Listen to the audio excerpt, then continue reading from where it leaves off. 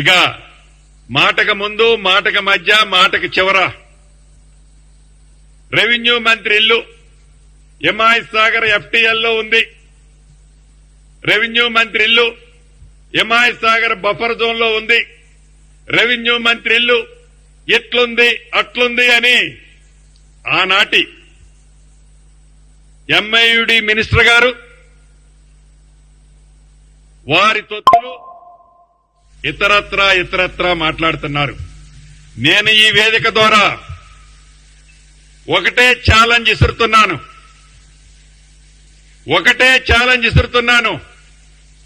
మీరు ఎంఐయుడి మినిస్టర్ గా సుమారు 6-7 సంవత్సరాలు పనిచేశారు. మీ బావ హరీష్ రావు గారు ఇరిగేషన్ మంత్రిగా 5 సంవత్సరాలు పైచిలకు పనిచేశారు.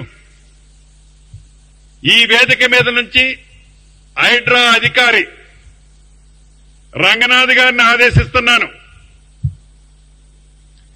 ఈ ఇద్దరు మాజీ మంత్రులు అంటే ఒకరు ఇరిగేషన్ శాఖ మంత్రివర్యులు, రెండోవారులో ఎంఐయుడి మంత్రివారు, వీరికి డబ్బాలు కొట్టే కొన్ని యూట్యూబులు, యూట్యూబులు, వారికి సంబంధించిన సంస్థలు, వ్యవస్థలు, మీరు ఎంతమంది వస్తున్నారో అంతమందిని ఎంట పెట్టుకొని రంగనాథ్ గారు నేను ఇక్కడి నుంచి మిమ్మల్ని ఆదేశిస్తున్నాను.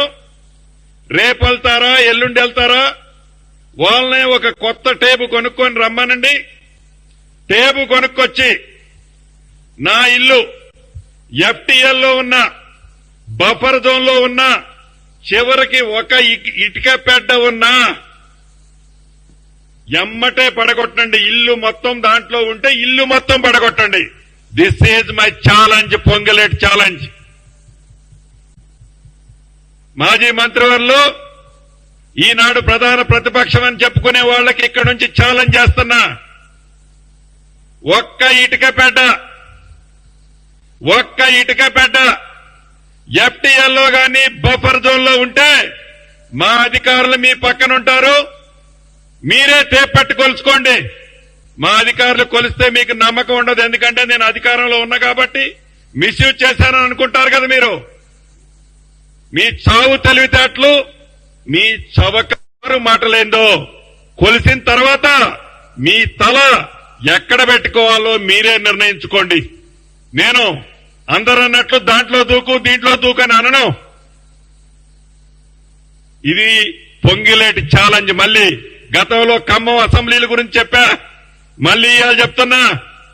ఈ రోజు కాదు, ఏ రోజైనా